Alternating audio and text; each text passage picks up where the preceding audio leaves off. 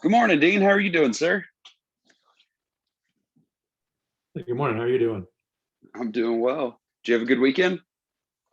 Busy trying to stay ahead of the weather and get some yard work done. How about you?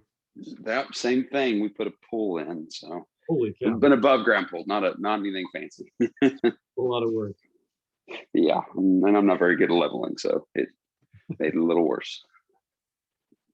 Any leads? Any positive occurrences this weekend for you for real estate? Oh, yeah. I've got another listing appointment I'm hoping to get scheduled. And I did pick up a lead from Boomtown this guy is as green as can be. Has never. I don't know that anyone in his family has bought a house. Well, So on your desks. And then the people online, what are we having them send? I'm gonna send them a link in their chat. Okay, so people online, you're gonna get a link in your chat to sign in to the class, and then people in the room scan your tables. Anybody need help with that? Okay, I'll be right there. Okay, So just take a picture. okay, perfect. So today we're gonna be covering contingencies in class today. So really, they are used quite frequently in our industry. But with everything that's going on right now, they're very hard to get contingent offers accepted.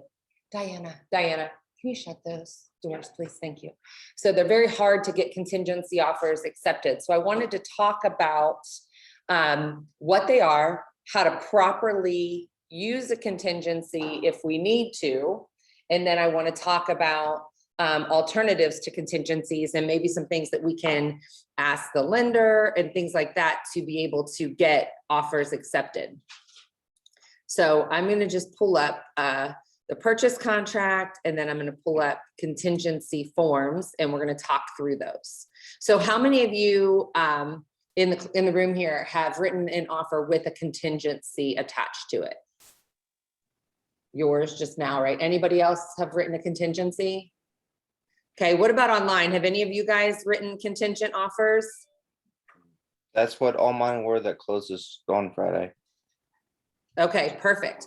And right now they're just not super easy to get accepted.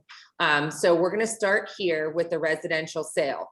So whether you're on the listing side or whether you're on the buying side, we need to know how to present this to both our buyers and our sellers. So we're going to talk about it.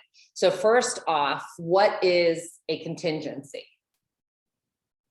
Mine might not have been a contingency, but just based on the sale of their home going through. So that is a contingency, 100%. Yes. So it is, they cannot purchase their next home until they sell the home that they currently have.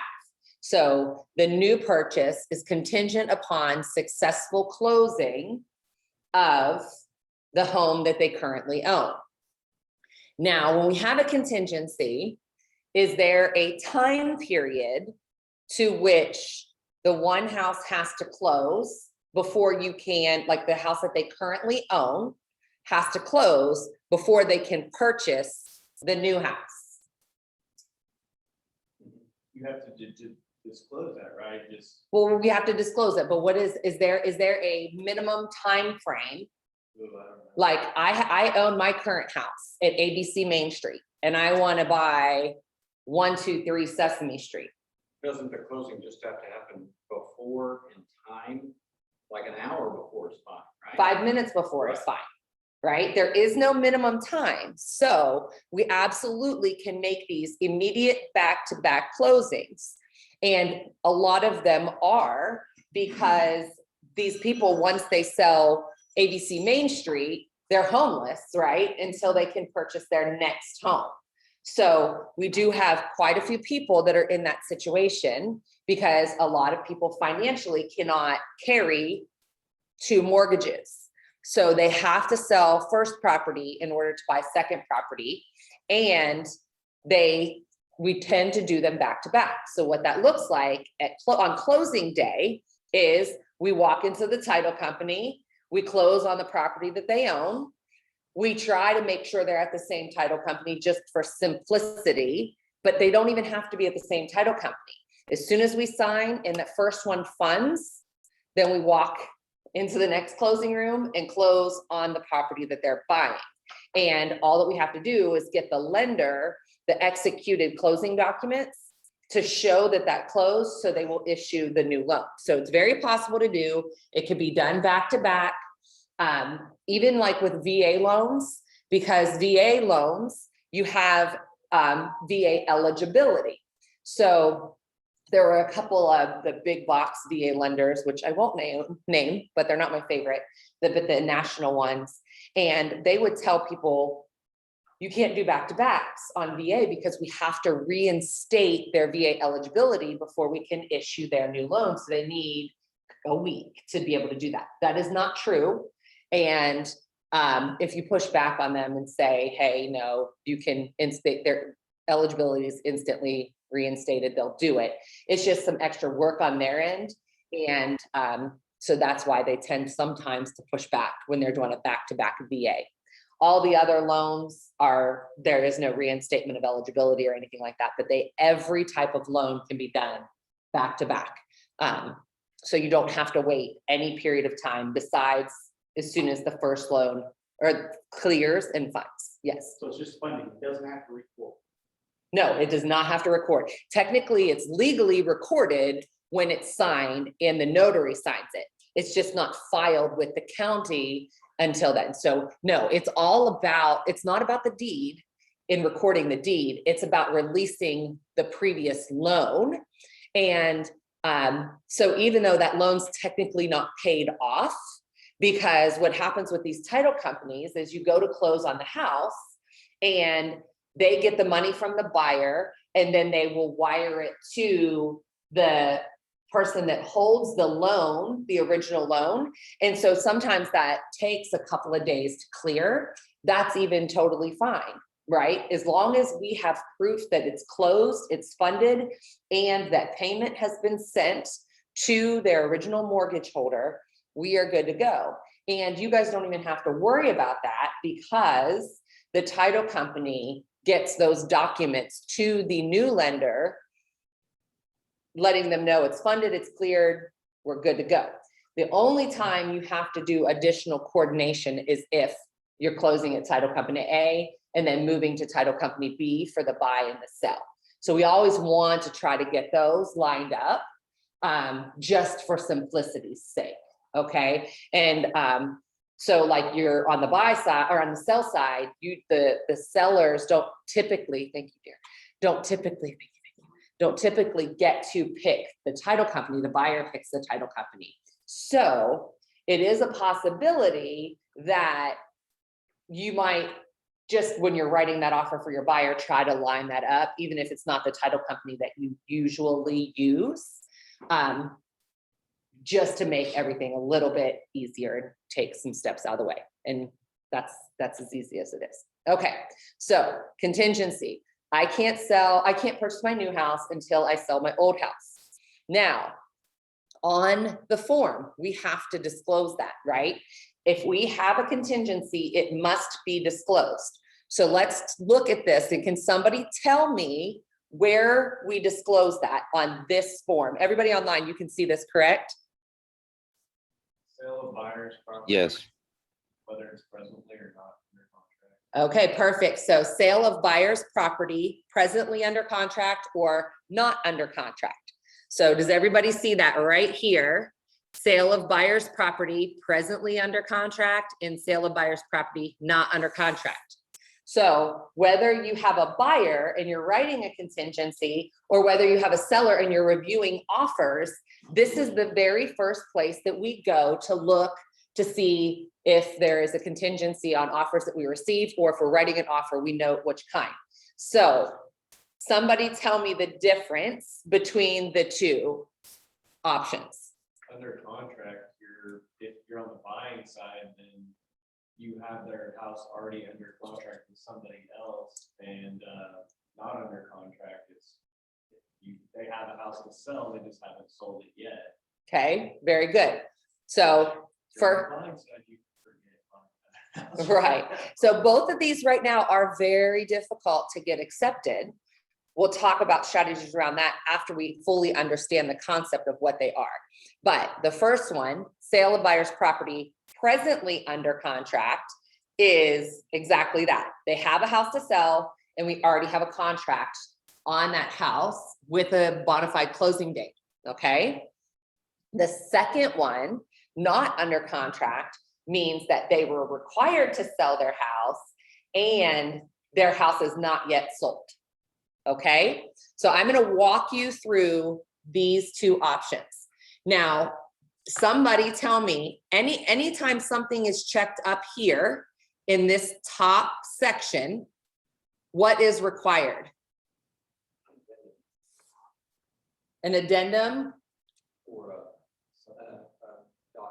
attachment, right? Another document attachment. So anything that is going with your contract, whether it's a financing supplement, an HOA form, a blank addendum or supplement where you're writing some additional provisions into the contract, or a contingency, if you have an attachment to your contract, you must mark it here. There's even a nice little blank one in case you make up your own attachment, okay? For a while, we had that COVID rider that we were seeing. And so we would put that, we would mark here and put COVID, that's a COVID supplement. You know, if you have any supplements, they're gonna get marked here. So any documents that you're sending as attachments to the contract, and this is, you know, this isn't necessarily the school provision that you see sometimes, or the square footage provision, not those types of things, or like your wire fraud, but these are like contractual documents that are gonna say appraisal waiver or escalation clause. You can mark that right here, that we're attaching an escalation clause, we're attaching appraisal waiver, and mark that right there. Property supplements, asking them to leave additional property. You can note that there as well. But anything that you are attaching should be listed here, and vice versa. If you have it checked here, it must have an accompanying document. And there are accompanying documents for all of these that are listed here. So we're gonna hop out of here and I'm gonna take you guys to the contingency addendums. We're first going to look at the under contract, because that's the simplest one, right? I wanna buy a property, but I have to sell my property first, and my property is under contract. So we're through the first hurdle. Okay, so we're gonna look at that one here. And so where you'll find these are, and just note the name, OAR, sale of buyer's property condition. So this is a condition that we're attaching to the contract, presently under contract. So it's a condition to the sale. We have to meet that condition in order to move on. So we're gonna look at what this says. This one's very simple. It's a one-page form. It's not complicated. All what we're saying is supplement is attached to the uniform contract of sale between buyer and seller. It's contingent upon the sale of the buyer's property. And then you're gonna put the legal address and physical address in that big open text field. So it's contingent upon them selling their current home. So this is the home that they have to sell, not the one that they wanna buy. And then it says here, if the buyer has not closed on the sale of property on or before blank or a longer period as the seller will grant in writing, then the contract becomes null and void. So we're going to stop right there. Okay, so what date goes in here? The closing or the closing. Closing date of what? We have two houses. The first house, the house you're selling. Or The one that you're the trying house to you're buy. trying to purchase. No, the house that you have to sell for them to be able to buy a house. Okay, so okay, so let's walk through this. I'm selling my house at ABC Main Street. My closing date that was given, negotiated to me between me and my buyer is June 1st. Now, for some reason, the house that I'm buying, those sellers couldn't get out by June 1st. So that property is now going to close on June 15th. So I'm selling on June 1st and I'm closing on the house that I'm buying on June 15th. Okay, so that would be the 15th, because you can extend the first one up until, you just can't put them out and extend close without their permission. Exactly. So we'll recap that in case you guys can't hear online. This number or this date here is the date of the house that they're buying, not the date of the house that they're selling. And the reason behind this is because if we're closing on June 1st on the house ABC Main Street that I have to sell, and I have until the 15th, if something happens with that first one, I have buffer, because all it does is have to close right before the other house on the 15th. Okay, so so this date does not align with the purchase contract of the house you're selling. It aligns with the purchase contract of the house you're buying. Now you can make note to the realtor on this side saying, hey, this house is going to close on the 1st. So we have a 2-week buffer here, and that would alleviate some stress or concern around this. But you have all the way up until then to close, okay? And so then it does state that if that needs to go beyond that date, just like with any of our contract provisions, you must agree to it in writing, signed by all parties. So if ABC Main Street goes past June 1st and then goes past June 15th, technically you're out of contract and you must get a contract extension for the closing on which side? On the sale, if it goes past June 1st and now it's going past June 15th, which contract extensions do we need? House you're buying, the house you're buying. And, If you still haven't sold the other one. well, like if it goes past the 1st and then it's busting past the 15th, you need 2 extensions, right? You need an extension on the house you're selling and you need an extension on the house you're buying. Agreed to by all parties and signed by all parties. By when? That day. By the date of the previous closing. The date of the previous closing. So this would be the date of the house that they're buying, but of the house that they're selling, right? It's if you break that closing date, you're out of contract. That contract is null and void. So if you don't have a document signed by all parties prior to that date, you're done. That you're dead in the water. You have no contract. Okay, so pay attention to your dates and timelines and make sure that you're getting everything signed on time. Okay, so it's like here, it says, if this is not in written, then your contract becomes null and void. In this case, the abstract, because the title company is working on building the abstract and transferring it to the new buyer, it gets returned to the seller, and then earnest money, in this case, does go back to the buyer. Unless, because we already disclosed, it's contingent upon the sale of their house. And if their house doesn't sell, then they get the money back. What if it doesn't sell through no fault of their own? Like the other deal busts. They get their money back. The buyer will always get their money back in this situation if their house that they're selling, and they have to sell because their financing is contingent upon them selling that house.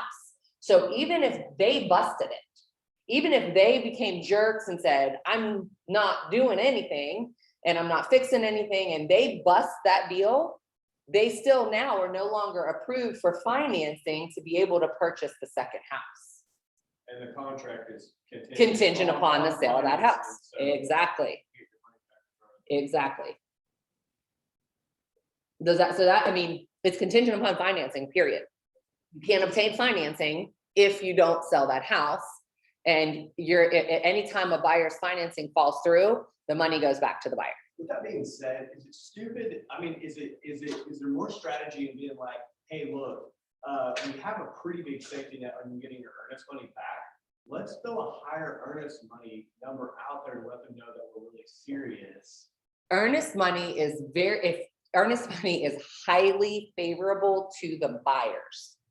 Highly favorable to the buyers.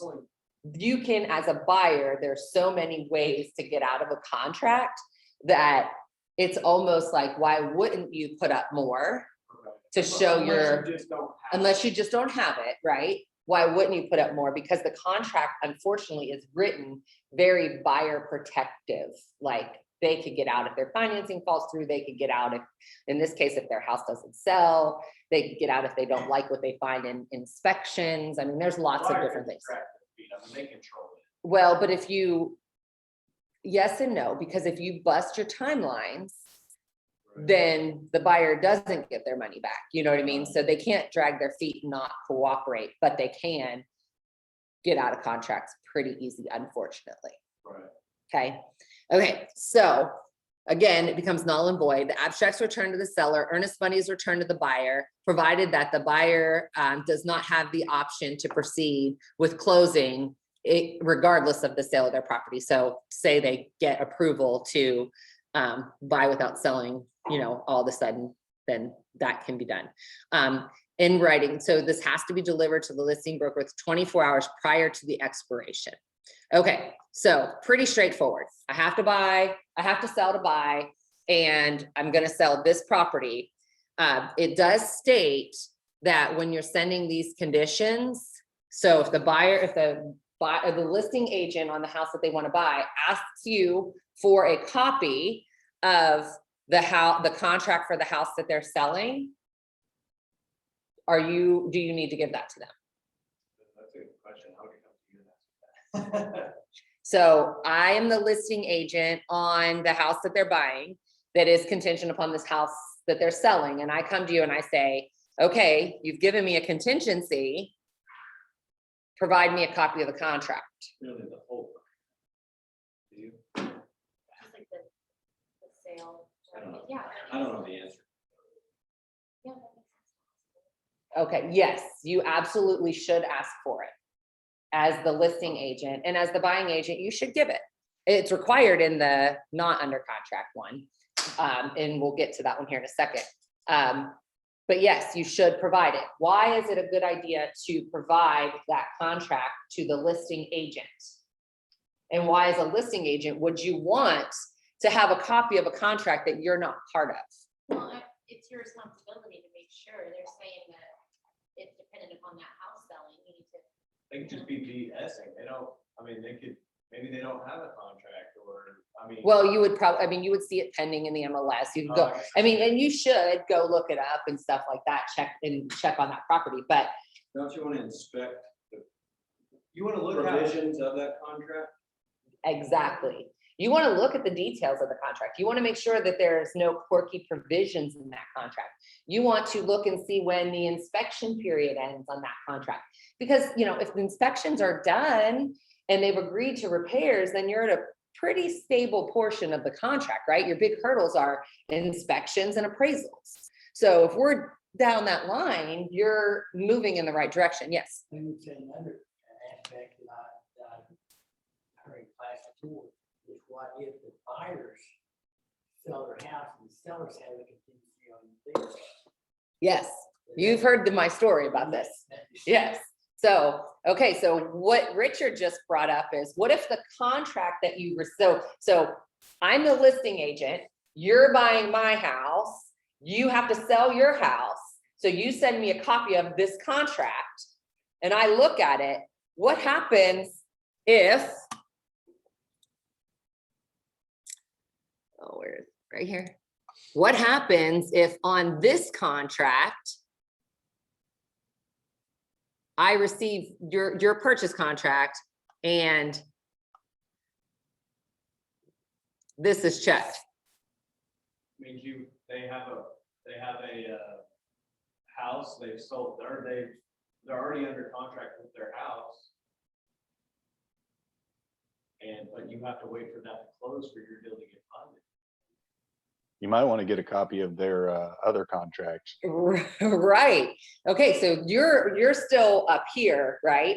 So what this is saying is you're buying, okay, so we're gonna put it to people. We're gonna put this to people. I'm selling, I'm the listing agent on this house. Okay, Joey, you are buying my listing, okay? But you have to sell your listing in order to buy my listing. Right. Okay? What this is then saying, when you send me your contingency and I see this checked, that means that your listing is contingent upon the sale of another property. So Jabry, you're buying his listing, and in order for you to buy his listing, you must sell your house. Okay? And your house is under contract by Colt. Holy crap, so I have to provide them that contract? Most likely, you're not gonna get all those contracts, okay? That's what we want. But you need to know that. Because- Yours is, you're just playing a game of dominoes at that point. Exactly. If that falls, or if that falls, this falls. this falls. Exactly. So you need to know the level of complexity and the layers of the contract that you're Oh my dealing gosh, with. so they're seeing that box check and they're like, no. So, yes, so I can't sell my listing unless you sell your listing, Joey. And you can't sell your listing unless Jaypree, you sell your listing. And your listing is contingent upon Colt completing the contract. So I am dependent on Colt. Does that make sense? Yeah, it seems like there would be some data or something that would allow it to go so deep, but not. There is nothing that, so my very first transaction had 4 contingencies, That's great. which is 8 closings. Did it close? Yes. We literally bought lunch for the title company, blocked out the entire day, started with the first one and just worked our way down the line. And mine was the last one. Now, you know, I didn't have this class, so I didn't know what the hell I agreed to. So I didn't know that I was like that deep in, like, if this didn't happen, then this is gonna happen. I mean, I did not know that because no one explained this to me. So we got a contingent offer. I'm like, sweet, you know, it's already under contract, we're good. No, it was a lot, okay? And I didn't know the questions to ask. So guess when I found out that I was the 4th in line? Closing? Well, no, when we were trying to schedule closing and they were like, oh, well, you can't go till 3 o'clock because we got to close this one and this one and this one and this one. And I'm like, what? Because nobody told me to dig deep when you get a contingent offer to look at that. And now you're not going to go back and get all of those contracts, but I'm going to get Joey's and I'm going to see, okay, Joey, yours is contingent. You're going to send me that one. And I'm going to see, okay, Jaybree is the agent on that one. So I'm going to call him and I'm going to ask him, hey, what's up with your deal? How solid is it? You absolutely, because I'm at a contingency down the road. And there's nothing wrong with you sharing. Yes, mine is a contingency, but the person that's buying mine is not contingent.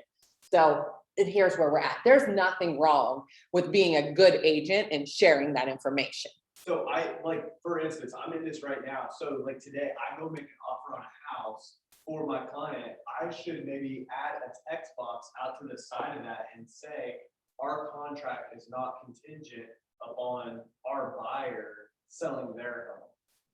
Right. Well, I wouldn't necessarily put it in here, but I would put it in, I wouldn't put it in your contract document, but in your email that you're sending. So anytime you're sending a contingency over, I would set it up as best as possible. So I would say, hey, this is contingent upon the sale of their house. The buyer is using, you know, a local lender that's very reputable. The buyer is not contingent upon selling their house and we're already past inspections, if you are, you know what I mean? Like, Right. or hey, we were like, a lot of times I'm writing a contingency and I'm saying, hey, we're already done with inspections. We're already done with appraisal. We're just waiting for closing date. So we're in a very stable part of the contract. If you can set it up, don't put that in the contract, but put that in the email when you send the offer to set up the stability of it in a somewhat unstable situation. Make sense? Yes. Okay. Oh my gosh. Yeah. Okay, so sale of the property presently under contract. So if this is check, dig deep and see how deep that goes. Okay, now we're gonna go to the sale of the buyer's property condition not under contract. Okay, so this is what we talked about before. I'm writing an offer on your listing and my buyer has a house to sell, but their house is not currently sold. So but we're still writing an offer. And, you know, we get a lot of these sellers and it just doesn't fly in today's market because of how aggressive today's market is. But we used to do this all the time up until 8-9 months ago. My buyer wants to buy your house. They are qualified to buy your house, but they have to sell their house before they can buy your house. So will you accept our offer and we'll get their house sold? Okay, so let's walk through this agreement. So this is again, a supplement attached to the contract, the uniform contract. And it is, the contract is subject to termination for failure of a buyer to sell their property. So basically, it's basically saying our offer is subject to selling this property. If it doesn't sell, then our offer is terminated and becomes null and void. So it's subject to sell their house, and this is the address of the house that they have to sell on or before the closing date specified in the contract. Okay, so I have a house that I want to buy, and I'm writing an offer, and I'm making it contingent upon the sale of their house. So I'm sending you, Lisa, an offer for your listing, and it's contingent upon the sale of my property that's not under contract. Should I write that with a 30-day closing? Should I write that contingent, not under contract offer with a 30-day closing? No, Why? you can give you as much time as you can. Right, because once that 30 days hits, you have no contract. Right now, you can always do extensions, but one thing that I like to do when I write contingent offers is give me some room to get it sold. Now, again, this ain't flying right now, right? But 8 months ago, 9 months ago, it was. So if I was writing a contingent, not under contract offer, I would state the closing date to be at least 45 to 60 days out. Okay, so worst case, I would put it for the 1st of July if I was writing this today to mid-July. And then I would write an additional provision that states that buyer and seller will renegotiate closing date to align with the sale of the buyer's house that it is contingent upon. So it says on or before, and we're just saying up front, like, hey, I know we write this offer for July 4th, or July 1st, but if I get an offer and it's closing June 21st, we're going to renegotiate and potentially move that closing up. Okay. Now you have to write a closing date on a contract. You can't write an offer without a closing date. That's why we're setting one, but we're also setting the precedence that we will adjust or have a conversation about adjusting to a date that aligns with both contracts so that we don't have people that are homeless. No guarantee that that will happen though, because you're already setting a July 1st closing. So if their house is, selling June 23rd and the buyer or the sellers of that house says, no, we want to stick with July 1st, you're going to have to stick with July 1st, but at least try to have that expectation and that conversation set up front. Okay. So contingent upon the sale of their house, we're going to give them at least, more than 30 days because you want to be able to get the house sold and get it under contract and then have those closing dates aligned. So if the contract that we write is July 15th or July 1st as our closing date, and we get an offer on our house for July 7th, then we have to there's no other option, right, than to change that closing date. But that seller, because we're making a provision to the contract, doesn't have to agree to it. Because that's where you can get yourself in trouble is you have a contingency, you get an offer, the offer is beyond the contract date of the contingency. And anytime you're changing a closing date out beyond, the sellers don't have to agree to that. Okay. So just make sure we're thinking these things through when we're writing these contracts. Okay. So again, number one, this is the address of the property you have to sell. Number two, status of the buyer's property. Buyer's property is now listed exclusively for sale with a real estate brokerage firm. That's option A. Option B is the buyer shall list their property with a real estate brokerage firm within 2 days of acceptance of this contract. And buyers shall endeavor to sell it in pursuit of the terms of the listing agreement. Okay, so what are you not allowed to do as a seller under number two?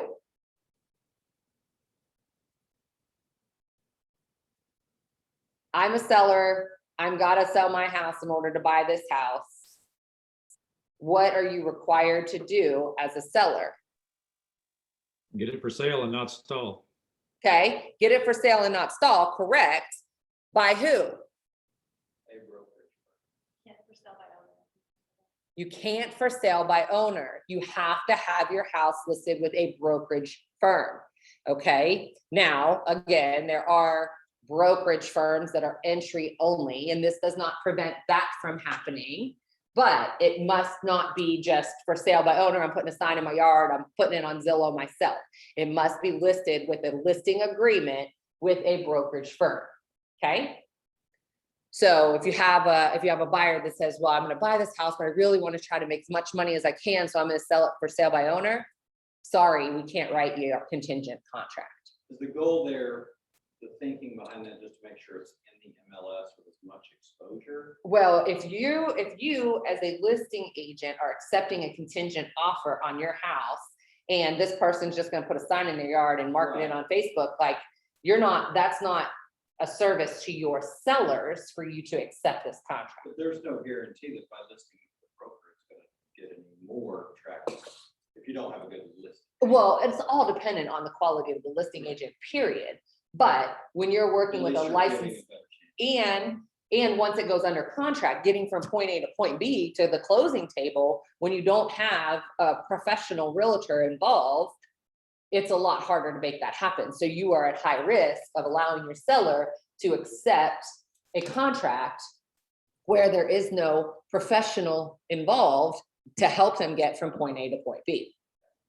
Okay, there's just too many things that can go wrong between contract and close, that if somebody's not there helping them get there, then that's a disservice to your seller to do that.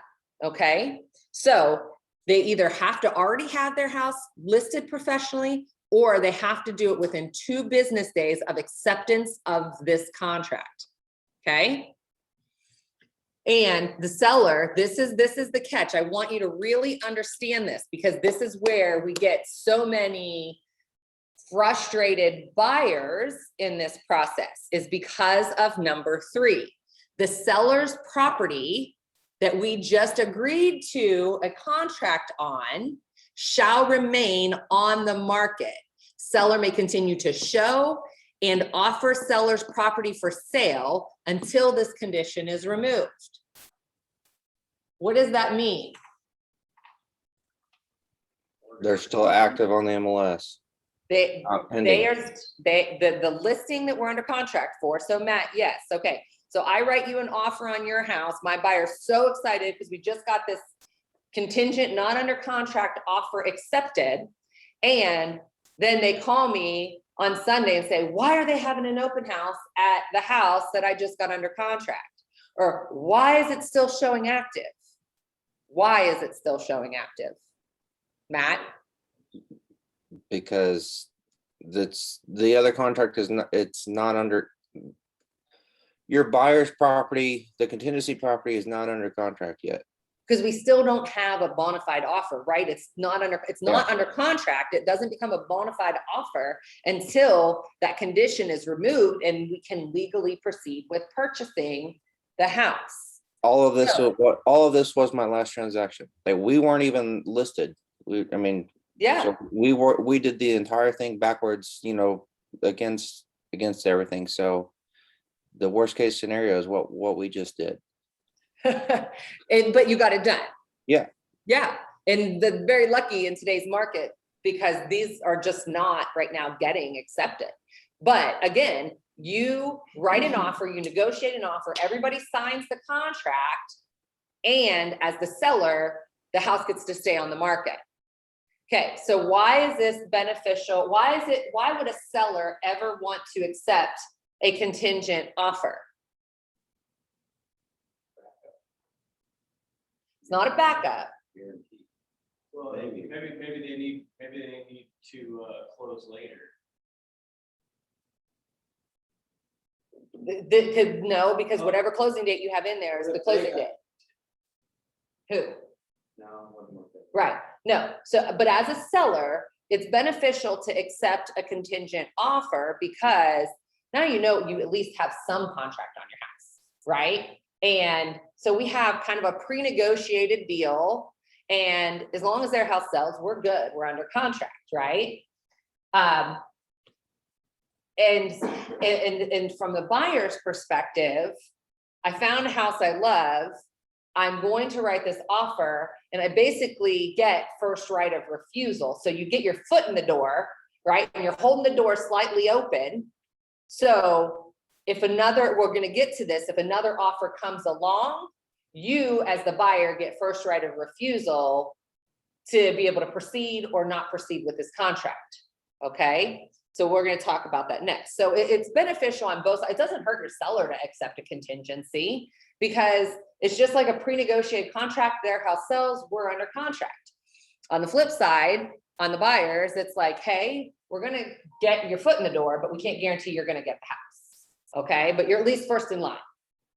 In this market, I don't know why it's so unattractive, because if somebody's Well, because selling their house, it's gonna sell 9 times out of 10. it is, and when you sit there and you write an offer on a house and there's 10 other offers, why would I even consider one that's contingent, not under contract? Like, look at it from the listing side, unless you don't have any other offers, right? But if you've got 2 offers, why would you take one that's not under contract versus one that is, or non-contingent? It would have to be the better offer. The better offer, and I mean, so like your contingent offer, say it blows all the other offers out by 10 grand, it's still not effectively a contract because we don't know when it's going to close. Okay. All right. So let's talk about this. So they get to keep the house on the market. So we pre-negotiate a deal, buyer and seller agree to the deal just goes in our back pocket. Okay. It doesn't go pending. We're just holding that deal, kind of sitting in our back pocket and waiting to see what happens. The buyer goes and gets their house on the market. They're trying to get their house sold. In the meantime, another offer comes in for that listing. Okay. So now we have a bona fide offer that's non-contingent that comes in, and now this is where number 4 comes into play. The seller demands buyer to remove the termination condition. Okay, if the seller receives and desires to accept a valid bona fide written offer, including a backup supplement from a third party subject to no conditions, meaning they can't be contingent, other than inspections, title survey, financing, and successful closing of the buyer's property currently under contract, the condition upon the buyer's prior right to remove the termination condition, the seller may demand removal of the termination condition notice to the buyer. And the buyer shall have until the date and time specified on the demand from the seller to remove the condition, no less than 24 hours. Okay, so what all that says, because they love to make these things super wordy, right? All this says is, I'm the listing agent. We have your offer in my back pocket. I've received another offer, and we've agreed to terms on that offer. So I'm giving you formal notice to remove your condition so we can proceed with your offer that's in our back pocket. And if you do not remove your condition, then we're going forward with this offer that we've just negotiated, okay? This can get really confusing. The key to it is, just because you receive another offer does not mean you can activate this 24-hour window. You have to actually agree to and negotiate that offer. You can't sign it. You have to tell them, hey, we have a contingency, we have a 24-hour or a 48-hour kickout clause. So if my buyer for my offer in my back pocket does not remove the condition, then that will be null and void, and now we're under contract with your offer. But if during this 24-hour window, that buyer can remove their condition and proceed with your purchase, then that new offer that just came in no longer exists, no matter what. You can't accept it. You have to go with the original offer in your back pocket. Does everybody understand that? This is where we get into lots of hiccups. Because based on them selling their house, how many people can pull money out of thin air? And just get a Have to contingency. sell that house. Right, right. They have to sell that house, right? But, okay, so, but what happens, especially like in today's market, you know, you put the house on the market, it sells quickly. So now within that 24-hour, 48-hour, whatever window you agree to, their house sells, they get a contract and they can remove that contingency. Okay, now where we saw this before, pre-real estate craziness this last year, where we saw this a lot was a buyer would be qualified to buy without selling, but they didn't want to because they didn't want to carry two mortgages. So they would write a contingent offer. And then as soon as they got, so that would buy them some time to get their house sold. But as soon as another offer came in, they would be like, okay, well, we're approved to buy without selling, so we're just gonna remove it because we really want that house. Or a buyer could say, no, we're not getting traffic on our house. We don't want to risk carrying two mortgages. So before, that was the game that was played. Like, you would have a contingency where a buyer could sell without buying. They just didn't want to be put in that position to do so. And And you can't accept a contingent offer if you're in this situation, which keeps you from having. you can sellers. accept a contingent under contract because that's a bona fide offer. You can't Yeah. accept a contingent not under contract. Okay, now, What does bona fide mean? valid, like it has an effective closing date. Okay, okay, so where we run into some issues on here is my contract that I have in my back pocket is for 200,000. Now we're contingent, not under contract, we're active on the market. We have a 24-hour kick-out clause, which we'll talk about in a second. Another offer comes in. That offer is not contingent, it's for 210. It's cash. It doesn't need an appraisal. It's like a glorious offer. So we have a glorious offer and we have a good offer. My sellers are like, I want 10 grand more. I want the new offer. Avoid your other contract. No. I have 210 cash, no appraisal as our new offer, but we still have this contingent offer with the 24-hour kickout clause in our back pocket that we've already pre-negotiated and we've already agreed to give them a 24-hour kickout clause. So we call the agent of the contingent offer and we say, hey, we received another offer. We're notifying you your 24-hour period starts right now. If they are able to remove that contingency in that contingency window, then guess what? I don't care if it's 5 grand less or 100 grand less. I don't care how mad your seller is, you've got to take that offer. Because you've already agreed to that offer and you've agreed to give them a 24-hour kickout clause.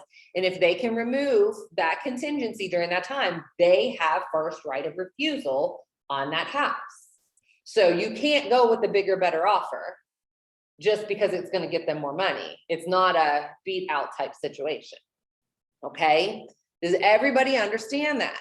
You have to give the people with the first offer the right to refuse it or to remove their contingency. Okay? And you have to give them no less than 24 hours to remove that contingency. Now, does 24 hours mean I send you this condition removal notice at 9 o'clock at night? And if you don't have it removed by 9 o'clock tomorrow night, you're out of contract?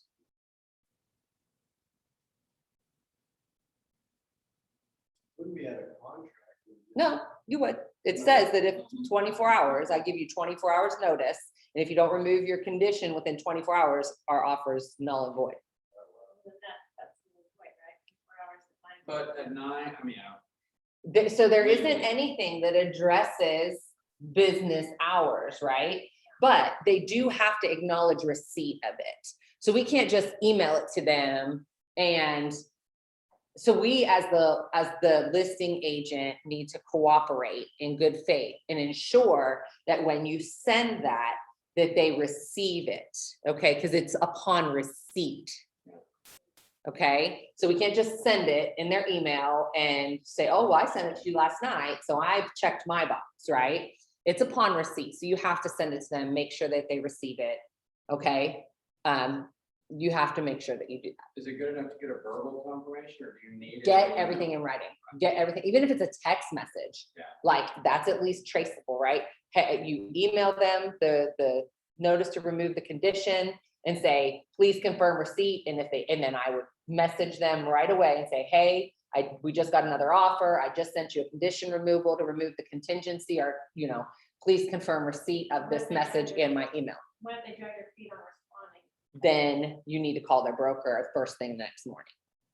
If you can't get a hold of them, if they don't respond to you after you've called them and texted them and emailed them, then you need to notify their broker that, hey, I've sent this and I'm not getting a response, okay? But you have to do your due diligence to ensure receipt of that. Okay.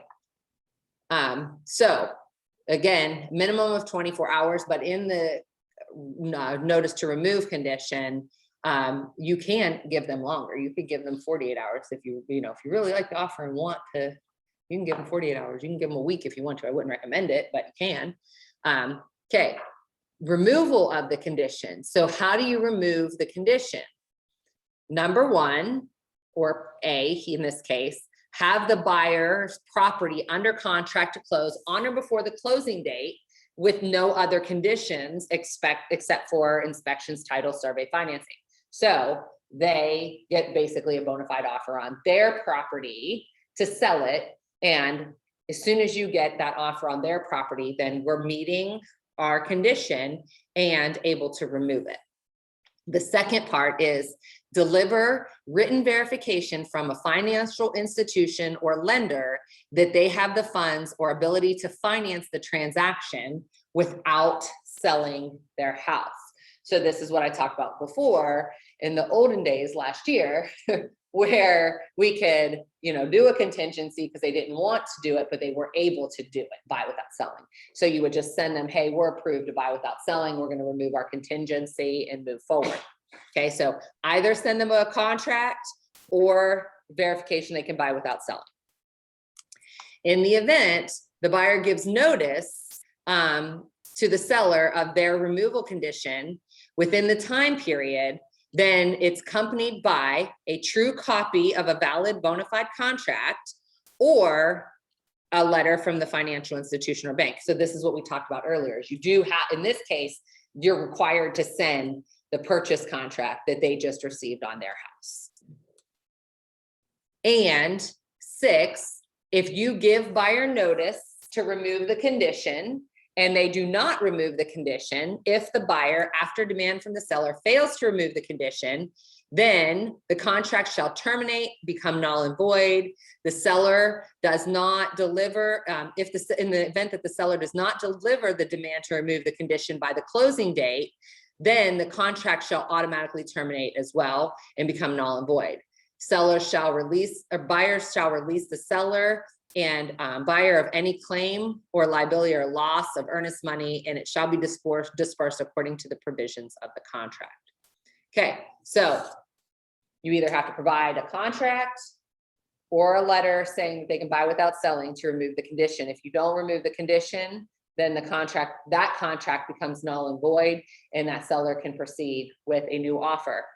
If we get to the closing date that's defined in the contract and they still haven't removed their condition, then the contract also becomes null and void. Are there any questions around how this works? Because this can get very entangled here.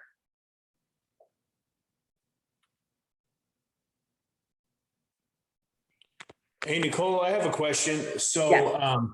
So say your property is you have the listing, you get and you get a contingent offer.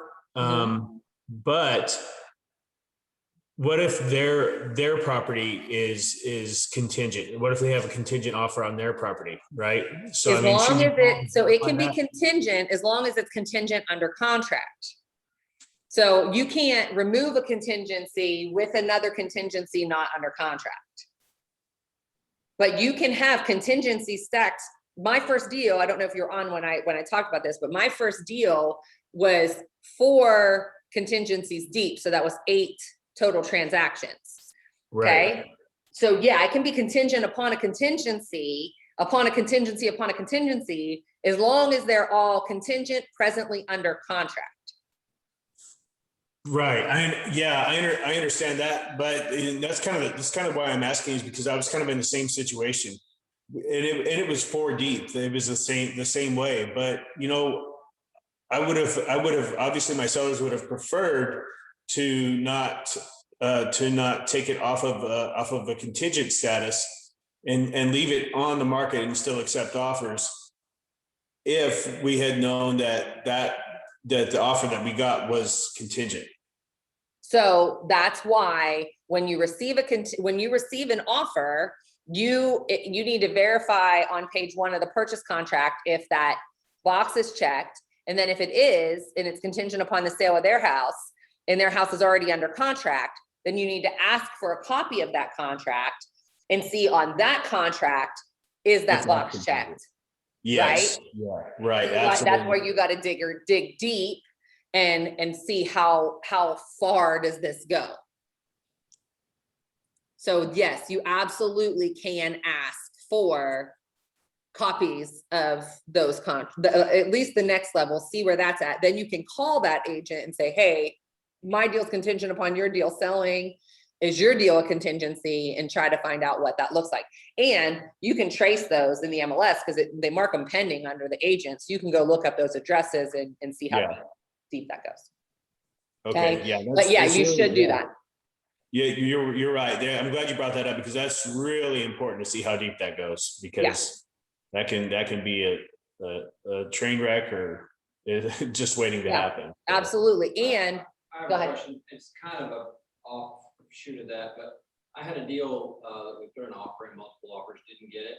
And he wanted me to keep an eye on that property. Is there a way for me to track whether or not that property shows back up? Yeah, you can in the MLS put a like, A flag on a one flag property? on one property. You plug it in by the address and then send notifications. Yeah. So yes, make sure we understand how deep this goes and how complex. Know that as if you're listing and you're accepting a contingent offer, that you explain to your sellers that we are locked in with these people. If they can remove that contingency, no matter how much better another offer is. And on the flip side, explain to your buyers that we have our foot in the door, but we don't have this house, and they're going to still be able to market it and try to sell it. You're going to get first right of refusal, but you don't actually have the house secured until you have an offer on your house or you remove your contingency. Okay. Okay, let me see if it's in here. Yes.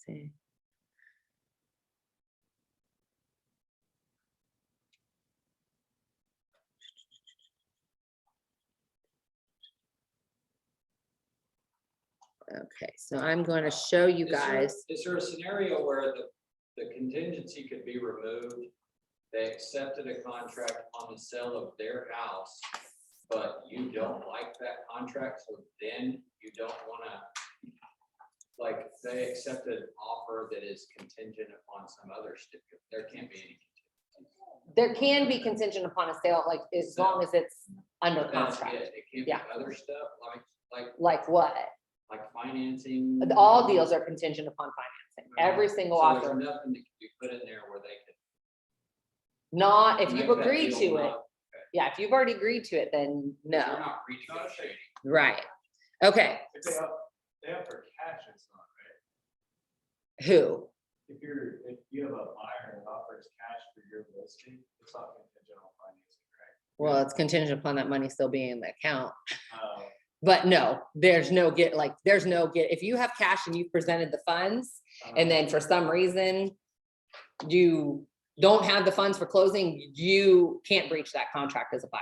That's what I was. Yeah, there's no get out for So that. you can't be like, oh, spend the money on something. Right, no, then you will be held liable as a buyer for failure to perform. then And you can keep be, the earnest money. well, and you can be sued. Okay.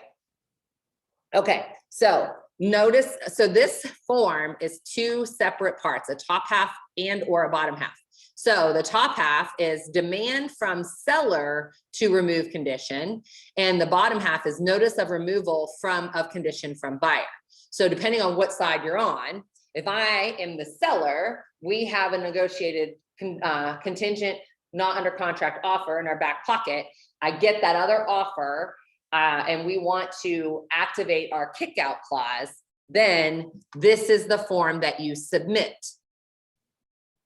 to Mr. and Mrs. Buyer in accordance with the contract of sale between the buyer and seller of the property located at the house that everybody wants to buy,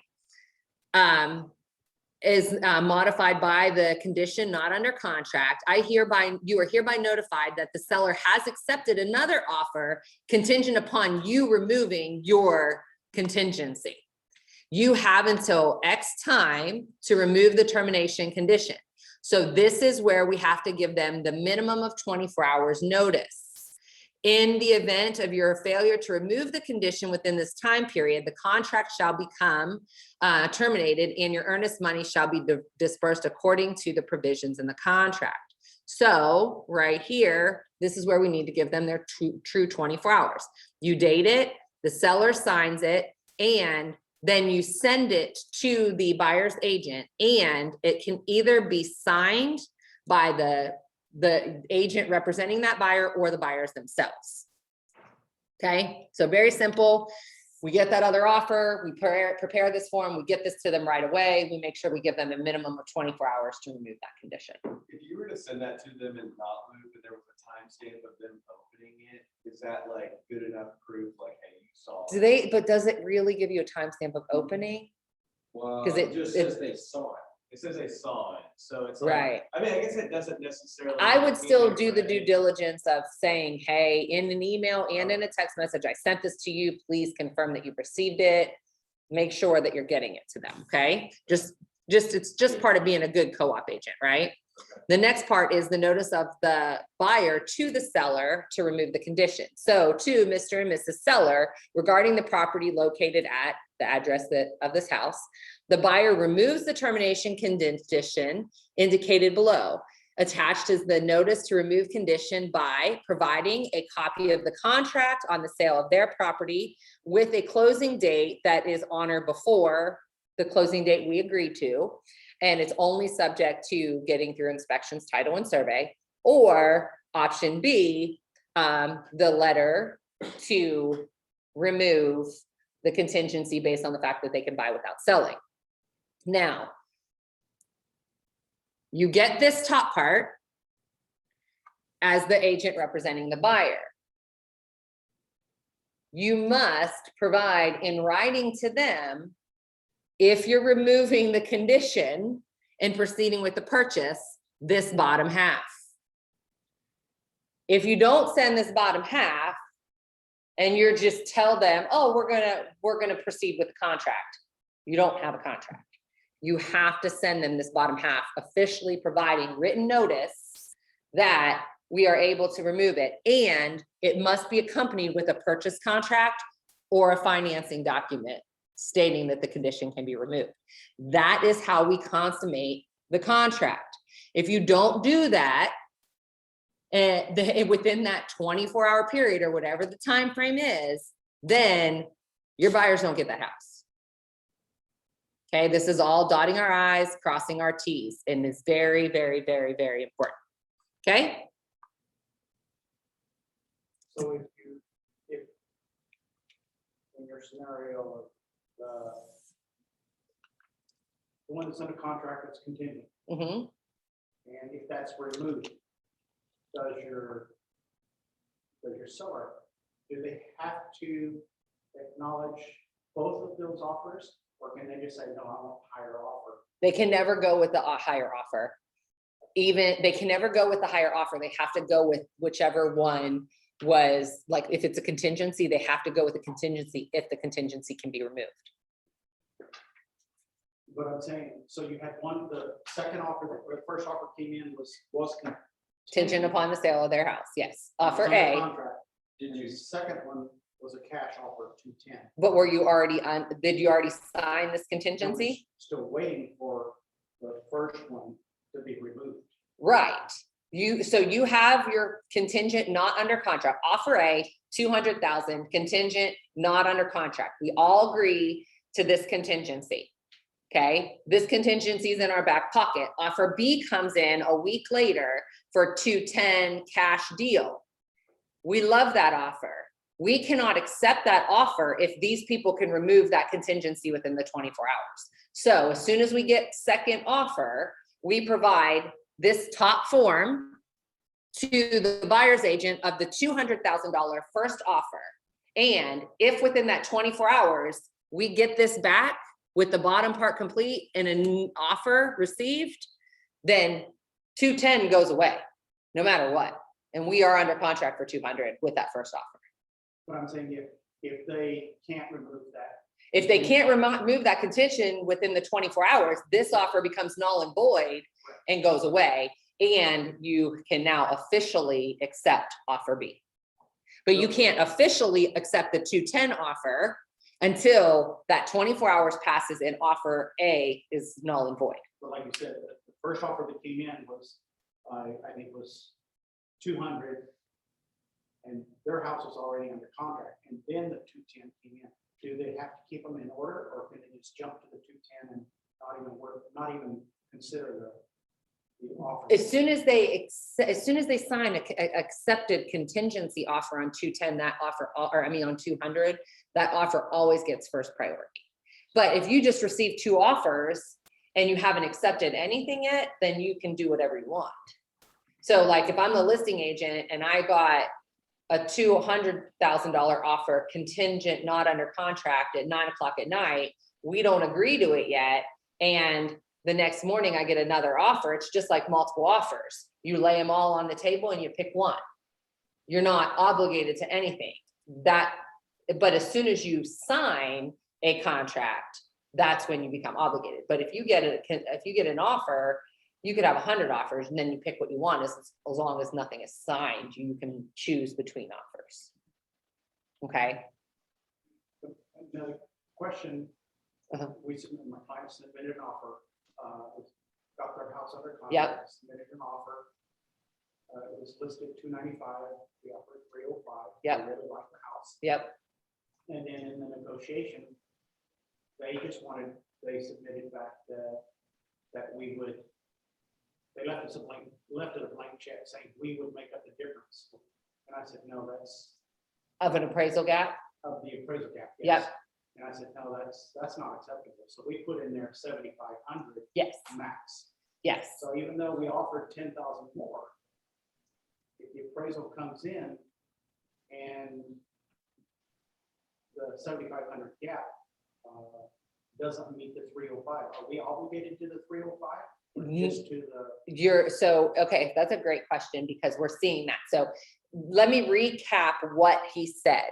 So this is not necessarily contingencies, period. This is just an appraisal gap question.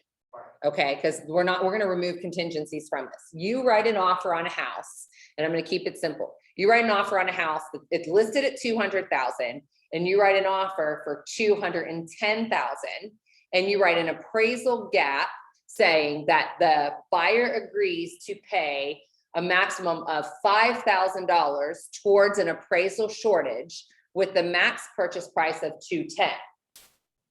Okay, so basically what you're in essence saying is that your buyer has $5,000 to contribute if the appraisal comes in low. You've agreed to 210. If the appraisal comes in at 200, your buyer's only agreed to pay 205. That's not the contract price. So we have to go back to the drawing board and see if we can get an agreement at the 205. But in that case, the seller is not obligated to 205, but the buyer is obligated to 205 because they've already said, I'm willing to pay 5,000 over, right? So if the seller says, yes, I'll take 205, then you're good. But if the seller says, no, I'm not taking 205, we're under contract for 210, then the buyer is not willing or able to come up with any difference because they're only obligated to 205, then this contract simply gets released. Okay. Now, in that case, obviously, like, all parties try to come together, but the buyer is already agreeing to come forward with at least half of that. So that's where, but just know that the buyer isn't guaranteed to get it at that 205 because they're under contract for 210. And the seller, you know, is still not guaranteed 210 if they only agreed to $5,000 over. So if it came in at 195, then the buyer's only obligated to 200, but the seller does not have to agree to that at that time. Anytime the contract price is changing, they have to agree to that, but you're not over obligating your buyer. It drives me nuts with these new appraisal clauses where people are saying buyer agrees to cover shortage and appraisal. Well, that's great, but you're writing a blank check because that appraisal could come in at anything. And unless your buyer, you're basically obligating them to write a check for any dollar amount under what that house appraises for. So if you have an offer for 210 and that appraises for 180, and you said buyer agrees to cover appraisal gap, you're saying your buyer is coming to the table with 30 grand. That's over and above. I'm just making sure this is working right in my head, but if, to relate this back to contingency, if it's on the contingency of a sale of a home and they have, let's say the home's paid for and it's a $200,000 house. Doesn't matter if they have the funds or not. If they agree to pay because I could just say, I'm not willing to pay $5,000 over what this appraises for. I don't care if I have $1 million in the bank. If I agree, or if I have $1 million coming from the sale of my house, if I agree only to pay $5,000 over, whether or not I have more to cover that, Right. I'm not required to do that. Well, the reason I'm asking is because I've done this recently with trying to get my client that house. Like, he said that multiple times. Like, he's like, I don't care about appraisal. And I get the blank check. I get what you're saying. If he doesn't care But and yes. if he doesn't care and you tell him, but make sure you do your due diligence in protecting your client and Right. saying, I understand you don't care about an appraisal shortage and you're willing to cover the difference. Just know, worst case scenario, if this comes in substantially low, which I don't anticipate that it will, Right. you're still obligating yourself to cover that difference. And make sure you're telling them that and that they understand that. Because he could, I mean, technically, you could open yourself up to getting sued if you're like, if it comes in at like, it's a $200,000 house for whatever reason, it comes in at 150 and then he has a gas. Yeah, he's like, wow. oh, I'm not covering 50 grand. Right, right. But- Even though he has it from the sale of his Right. contingency. Right, Okay, right. okay. Okay, If he backs out, he could get sued. yeah, I mean, there's lots of ways around that, but yes. Okay. Yes. Okay, so I'm going to talk to you guys about alternatives, and I'm gonna wrap this up in 15 minutes. We're gonna go just till 10:30 today. And if you have to leave, that's fine. But there are some ways around contingencies, but it's highly dependent on your buyer's qualification and if they can do these options. Okay, obviously the first and easiest option is to be able to buy without selling. And you get a pre-approval letter, even if the buyer doesn't necessarily want to buy without selling.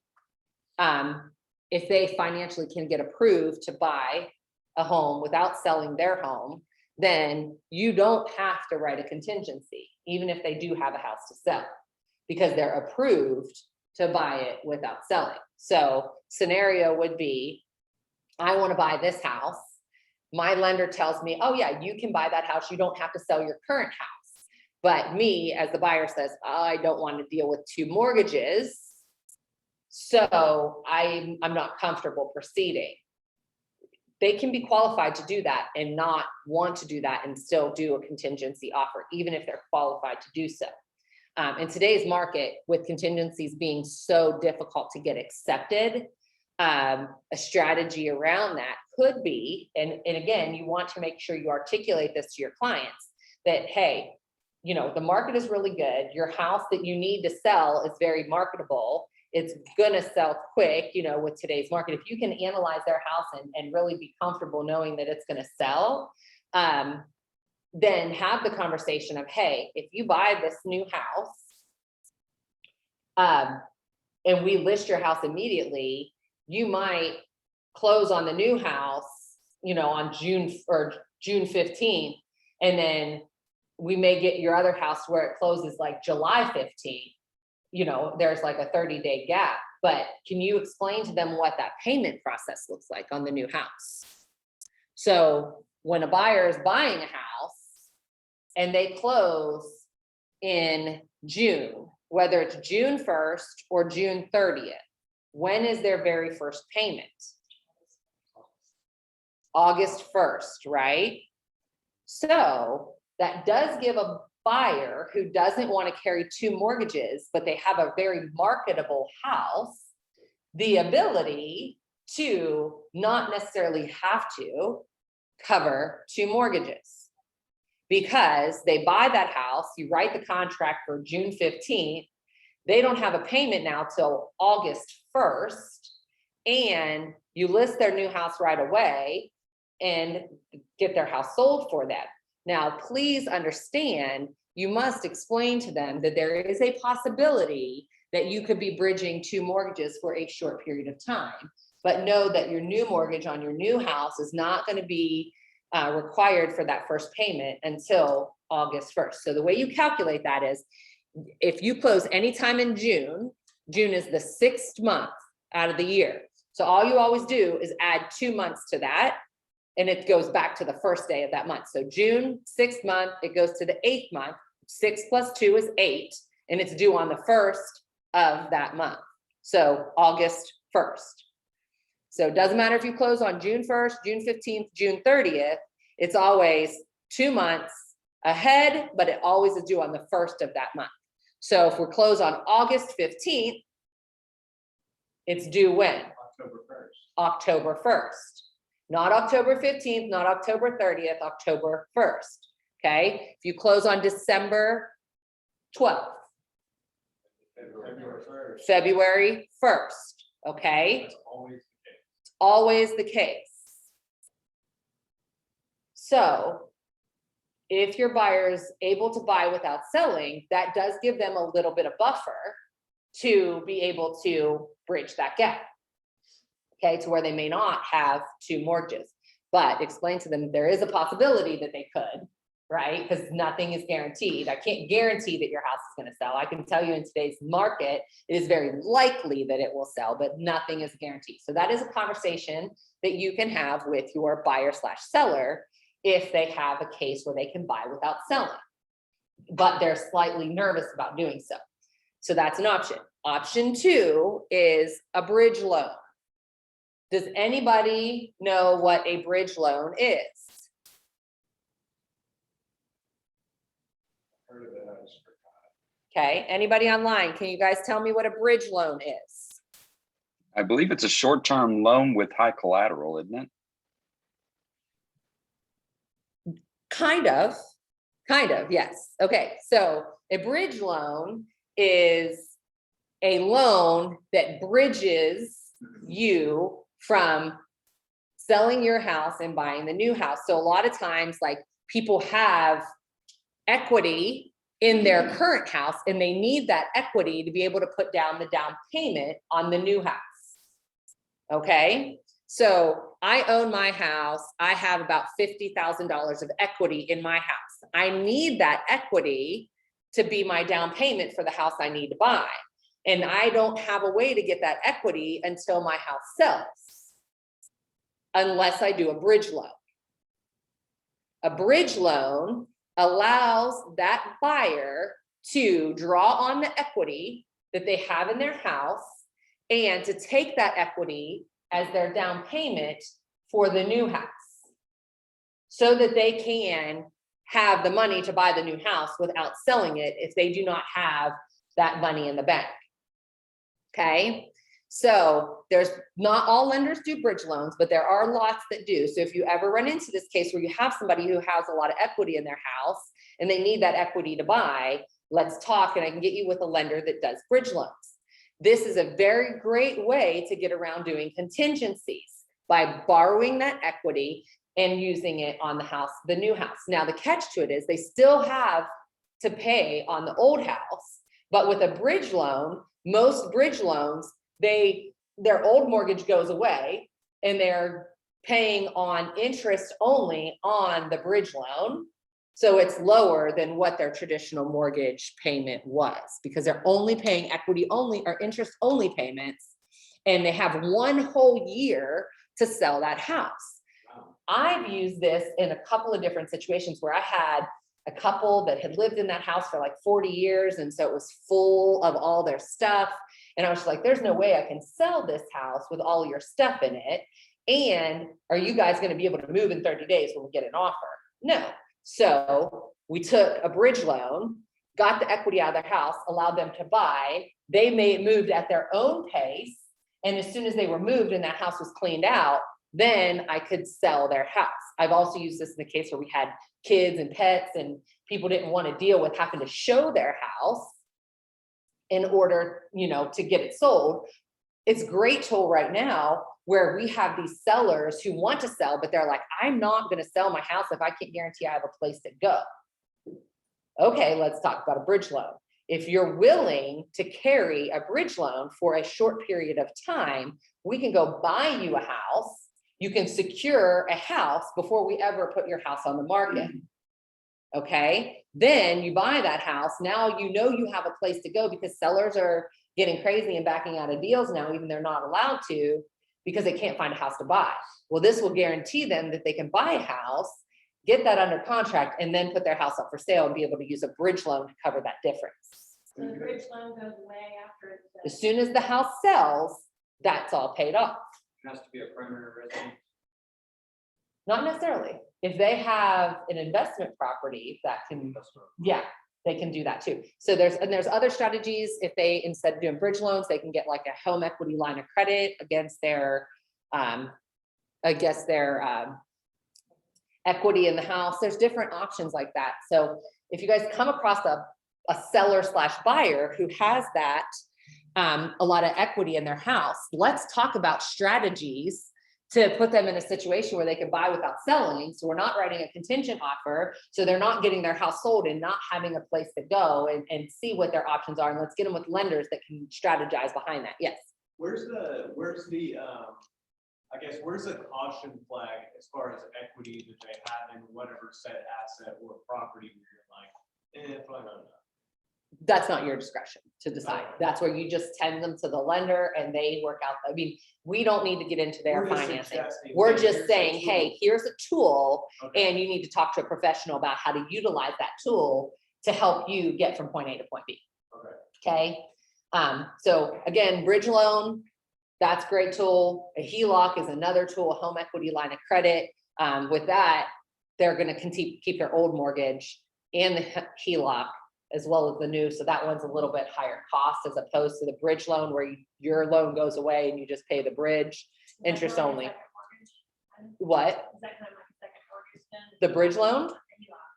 Yeah, the HELOC is, but the bridge loan is not, because the bridge loan, they pay off your old mortgage and they just charge you interest only on the amount that you need. Okay, And so that's only for 1 year, you said? you have 1 year, yes, to be able to sell that property. So that's really, in today's market, as long as it's a decent house, good deal. The last option I want to talk to you about is recasting. Is anybody familiar with the term recast?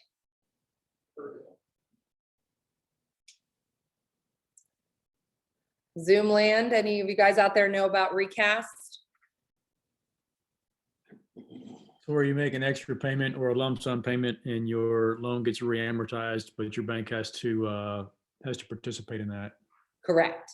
Okay, that is a very great summary of it. So it is an option to where you can take a lump sum of money and dump it on the principal balance of your mortgage, and they amortize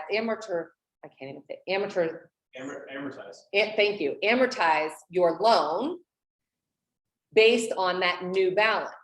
They do not change your interest rate.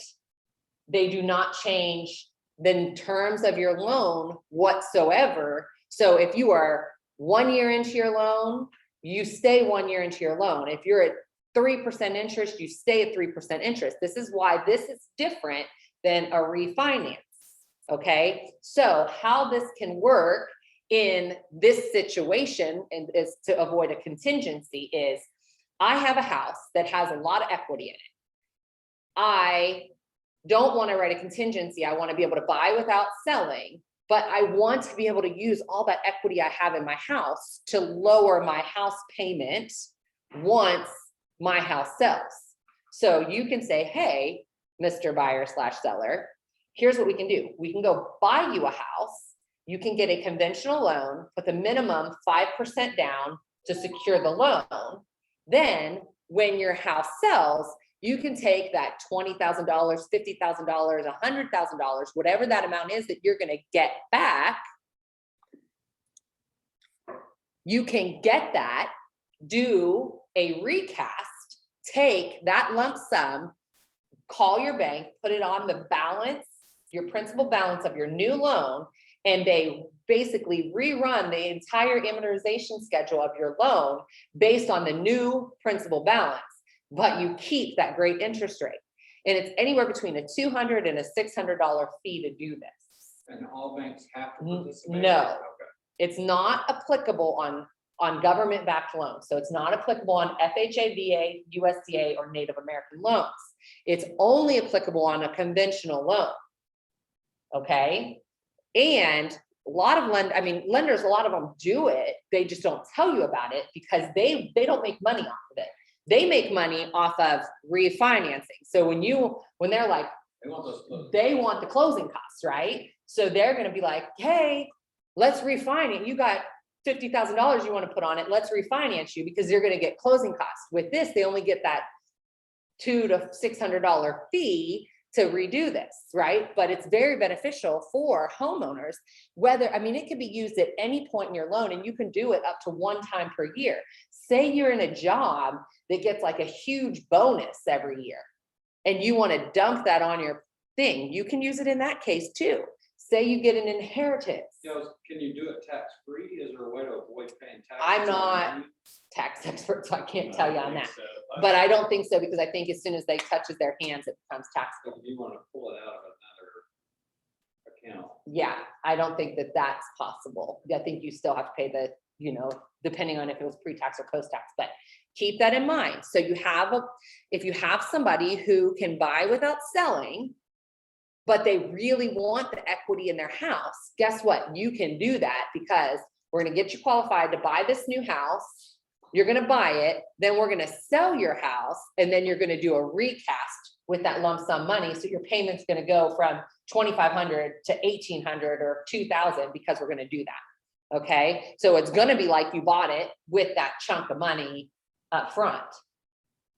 We actually went to do this and they told us that we had to make 6 regular payments to start the loan on the new house. Is that the case with everybody, or is that maybe just Per bank. Per bank. Each bank has runs their program slightly different. Okay. So when you're presenting this case, make sure that they talk with the lender and say, hey, do you offer recast? Yes or no? If you do, what are the terms of your recast? Okay. And make sure that they're good with that. I've had people recast 30 days into their loan, Okay. right? That would be huge. That would be, if you were somebody, I didn't even know about it, but I'm Yeah. saying, if you were with a lender and you were in a contract and then you found out that your lender didn't offer that, but that was something you wanted to be able to do, that might be a shame. Well, and that's why it's important to have these conversations with your buyers and sellers up front, find out what their situation is.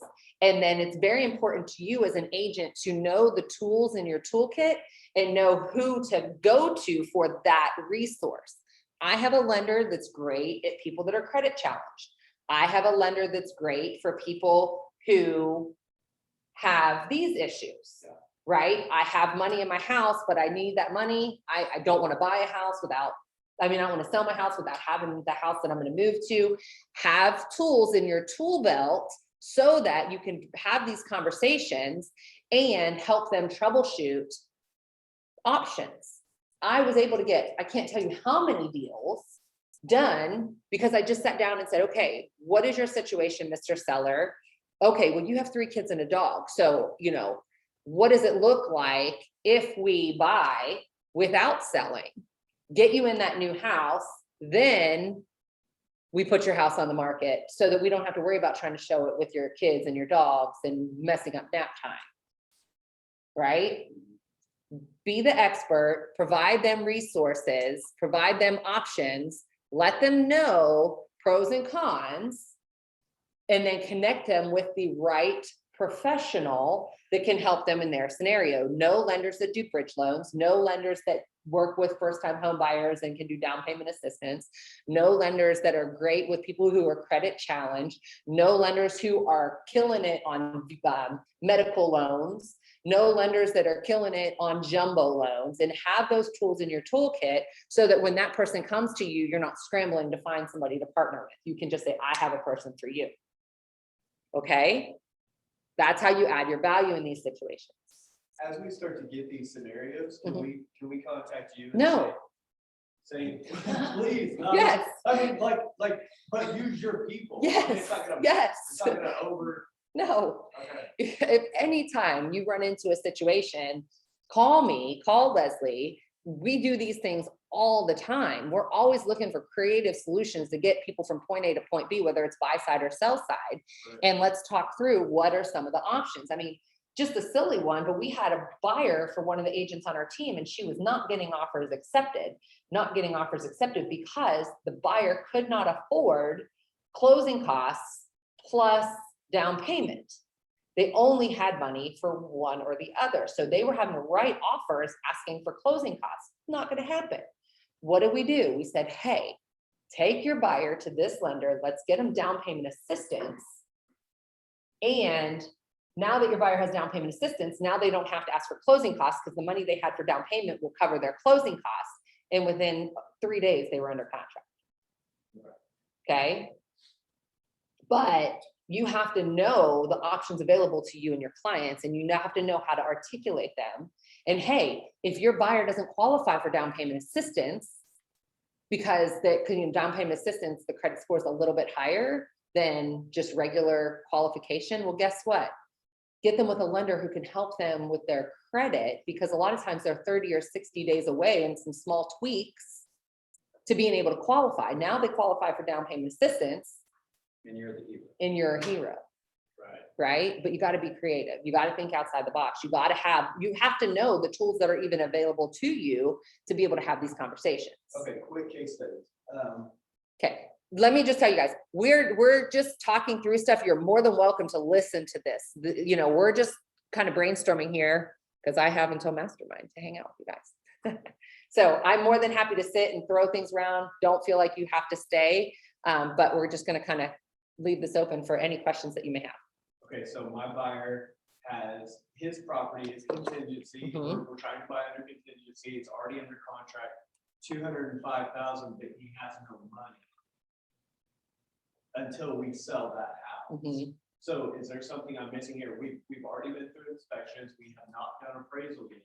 So we're in that phase. Is there something else that I should be doing? Because I mean, we've made offers last week of 20, 15 and 12,000 over asking and lost every one of them. And I'm worried that I've asked for feedback Mhm. and it's just, I mean, they're giving it to me, but it's kind of like, I still feel like this contingency is hindering our offer. And so that's where I would have you ask the lender if there's any option to be able to write the offer as being non-contingent, even though the intent would be to get their house sold really quickly.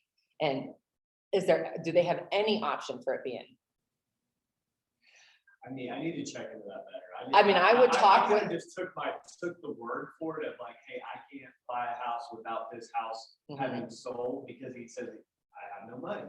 Okay, so that's where you go back to them and say, hey, have you talked about a bridge loan? Have you talked about a recast? Well, since we're closing on the 7th of June, am I too far into the process to consider a The bridge loan? 7th of June. I mean, that's- Okay, I see. Okay, so they're closing, so you may just have to wait Right. until then, or again, when you're sending these offers, if you're through these things, state, hey, this is contingent, but we're closing on June 7th. We're already through appraisal, we're already through inspections, and just make sure you're stressing that in that deal. Like, this is a solid deal, it's non-contingent, We're already through all the hurdles. We're just waiting for our closing date. And I would make sure that you articulate that to the listing agent. And I would make sure that if there's any other things that you can do on those offers, such as saying, hey, we're not waiving our inspections, but we're going to not ask for repairs, or hey, we have a little bit of cash to cover an appraisal gap, like adding any of those other things, putting in a higher earnest money, putting in earnest money that's non-refundable if you don't close. I mean, you can write if your buyer's serious, write in non-refundable earnest money. In our specific situation, $1,000 is like the max he can do. I mean, he's gonna have like $150,000 of equity in his place. But I mean. So then he may just need to go get a place to live for 30 days. We've secured. Yeah, that. that may be the best bet. And then your offer is going to be great because you're going to be, putting down a huge chunk of cash. Okay. And then you just may have more you may have more leverage in your negotiations and not have to go buck wild with your offer, because you are now in a much more, like a lot of times when you're writing these contingencies, you've got to pull out all the stops to get them accepted. Right. Whereas if they cannot have that contingency, now you don't have to be as aggressive. If I had this to do over again at the beginning, I would be like, hey, let's bridge loan. Let's go get you a place. This is gonna sell quick. Well, you didn't even have to get them a place. If you were upfront, you could have said, hey, let's get a bridge loan on your equity. Let's buy and let's get a house non-contingent. So now you can, you know what I mean? Like have that equity. Right. Yeah. So, yes. Another subject, Lure come out, I've got a contract right now. And the lady, she offers, she could put the self-fix one. I have the house at 1799, top of the deal, actually over, actually. I was going to price it fine. But this offer was $190,000 with the option, and the appraiser would pay $5,000 above the appraiser price up to $190,000. So if it appraises for $190,000, is she obligated to buy for $190,000? If it appraises, we're totally real with this. I'm just trying to get my mind. Okay. So you're listed at 180 per se. You got an offer for 190. Right, that's what's in the offer. And they're agreeing to pay $5,000 over appraisal If it appraises lower. if it appraises lower. So what the buyer is in essence saying is that if it appraises for 170, I'm paying 175. If it appraises for 175, I'm paying 180. Okay, know that if it comes in under the 190, they're only obligated on the buyer side to pay that $5,000 differential. And your seller either has to then reduce to whatever that amount is, $5,000 over appraisal, or bust the contract and put it back on the market. I knew that. Yeah. I'm saying the question I have is this, let's say it appraises for $190,000. If it appraises for 190, they're only obligated to 190 and not a penny more. Okay, well, I'm saying, actually, 179, not 180. And so if it appraises for 190, they're required to pay 190, right? They are required to pay 190 max. So if it appraises for 185, they're paying 190. If it appraises for 188, they're paying 190 and coming up with $2,000 instead of $5,000. What I'm saying is, because my sellers were concerned about that joke of what they were asking for. And they understand 5,000. Right, but if it appraises for 190, it appraises for 190, and that's the best case scenario for everybody, because now the buyer doesn't have to pay anything. They don't have to pay 195. Right, and yeah. That's fine. I mean, I'm accepting offers 10,000, 15,000, 20,000 over all the time. And when the appraisal comes, I just prep my seller for, if this doesn't appraise, we either don't have a deal or you have to adjust. Are we seeing the appraisals now start to, I know they go back a year, so. So that is a great question, because my husband's an appraiser, and we talk about this a lot. In his appraisals, what he used to do was go stay to that neighborhood and go back a year in sales. But with this new market, he is taking the approach of getting within a boundary and going back 30 to 60 days. So I may have to go outside of that neighborhood and find other like neighborhoods as opposed to just staying in that small neighborhood Which should make your appraisals more accurate on the current market. on the not current, based on last exactly. Because that's what he's saying is like, this market is changing. And if you continue to stick to that old 1 year, you're gonna look at what was happening a year ago, and that's not what's happening right now. But is that scary for the market as far as accelerating too rapidly? No, because that's what the appraisal is, that should be what buyers are ready, willing, and able to pay for a property. And what buyers are currently doing in the market and what that house is valued at in today's market. Today's market can be different from 6 months ago's market. And it could drop and be different 6 months from now, right? Because how that corrects itself is in 6 months from now, we're not in a bidding war. So we list a house at 180 and it actually sells at 180 instead of 190 or 200. And hey, that appraisal may come in at 190 or 200, but that doesn't matter because it's sold for 180. So now the new record for comps is 180 because they don't see what it appraised for, right? And so that's how it levels itself out. You know how much the age of the home factors in? That, so again, there's no appraisers, all of them do things differently, right? They're supposed to stay like condition, comparable age. Usually they start plus or minus 5 years, can go out plus or minus 10 years. But if you're like 10 years out, you want to make sure that the comps that you're using, if your house that's 10 years out has not been updated at all, then you're comparing it to houses that are 10 years out that haven't been updated at all. Versus if you have a house that's 10 years old, but it's been updated, then you can use things that are a little bit newer because they've been updated. So you know, it's really a case by case basis and digging into the nuts and bolts of those things. 2 things, Nicole. Do they assign a value? What was that, Matt? I have 2 questions. Yeah, The appraisal gap clause is Yeah. not a direct acceptance of from the sell, like, so I'm buying a house, I write in the appraisal gap language. That's not a direct acceptance from the seller saying that, you know, whatever that appraises to, I'm agreeing to the five grand over that appraised value. You're still going back to the negotiation. if it does, I mean, you're under contract for a set purchase price. If that has to revise, then you have to get, you're not writing a blank check on your seller side either. So if it No. doesn't appraise for whatever that is plus the appraisal gap, then and your purchase price is changing, even if it's $1,000, you're not locked in. Because gosh, think about that from a seller's perspective, right? If you listed at 200, you accept an offer for 225, and then the appraiser comes in at 180 and they've guaranteed 20 grand. Now you're still at 200 and you thought you were at 225. You're not writing a blank check that way either. Okay, and then the second thing is back on the contingency thing, like not under contract, the listing is still active. Your contingency contract also has an escalation clause in it.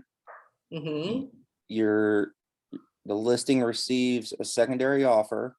Okay. Does the escalation in your original contract kick in? Okay, I got you. So you're a contingency. No, it doesn't, because if it's at the time that they accept that offer. Okay. Because they can't go change the terms of the offer after you're already you're agreeing to that offer. It's just being held as a kind of first right of refusal. So Right. you're still locked into that contract.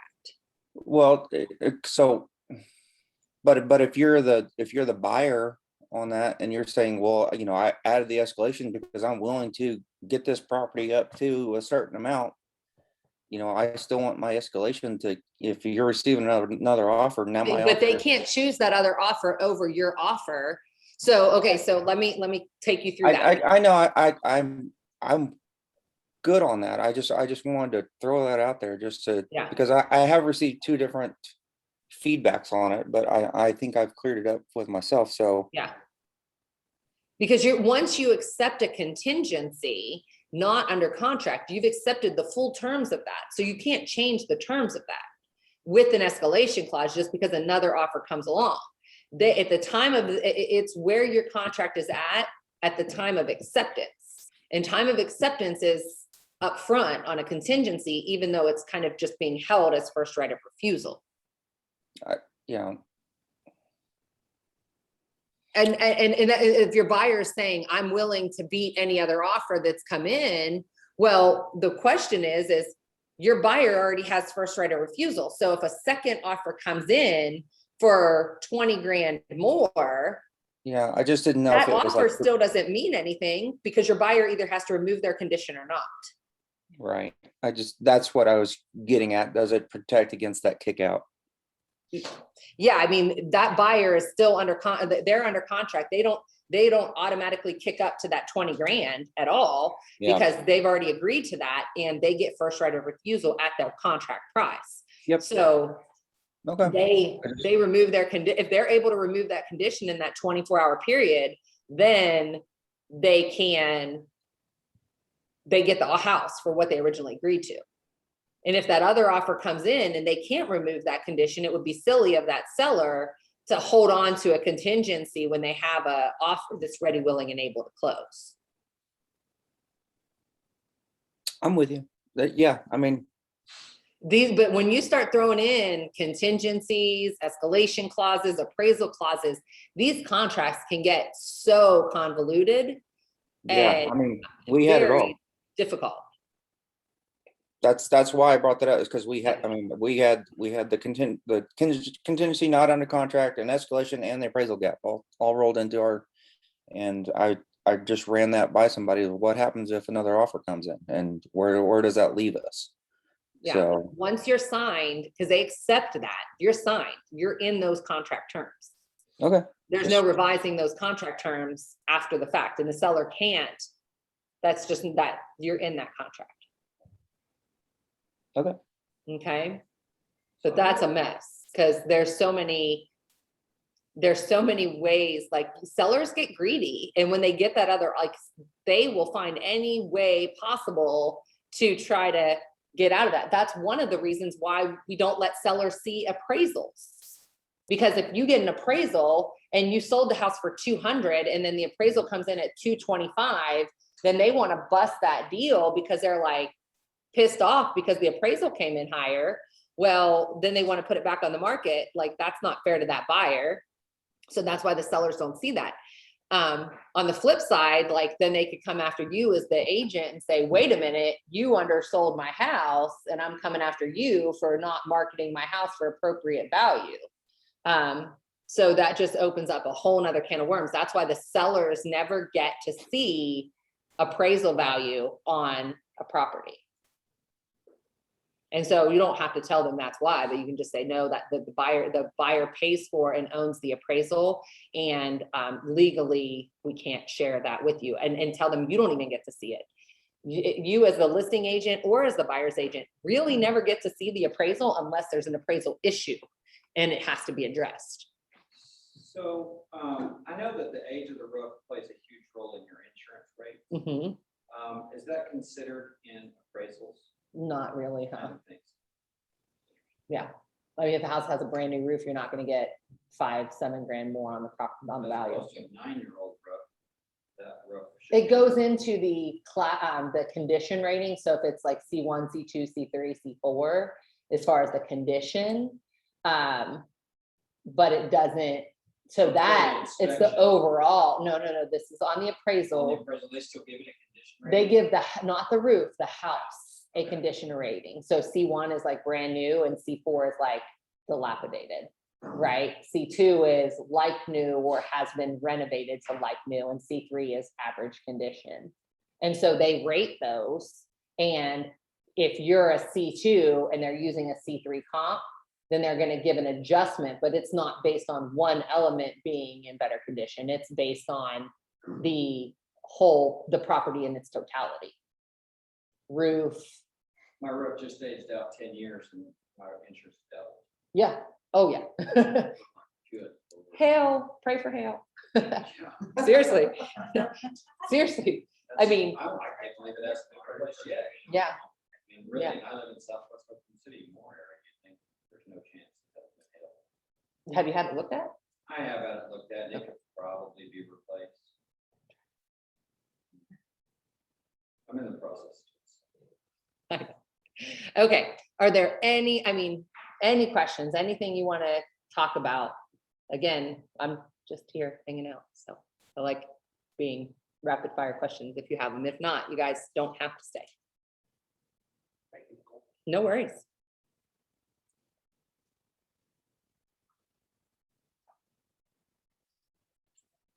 Yeah.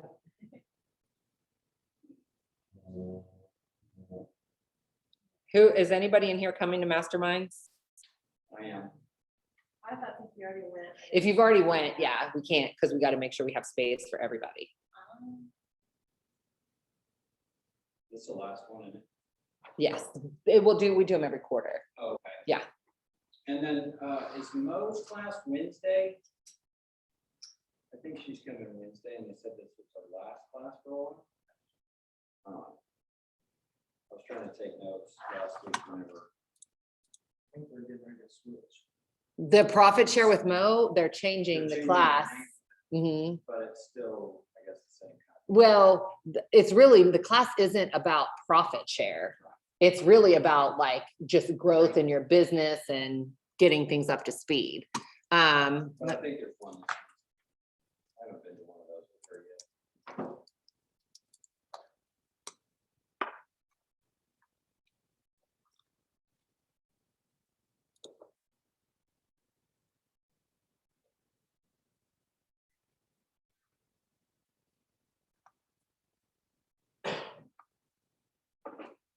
Yeah, there's one more gift of profit share that, and that one is, I thought they were doing them at the Yukon office. And then let's see here, and then,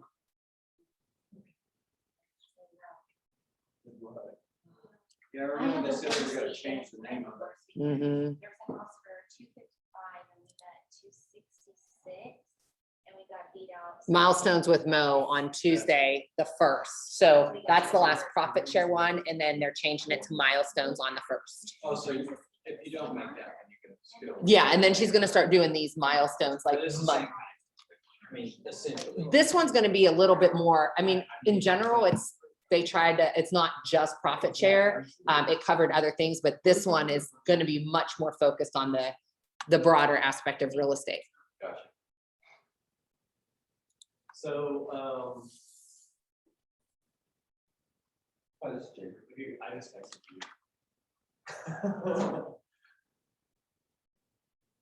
Spit it off.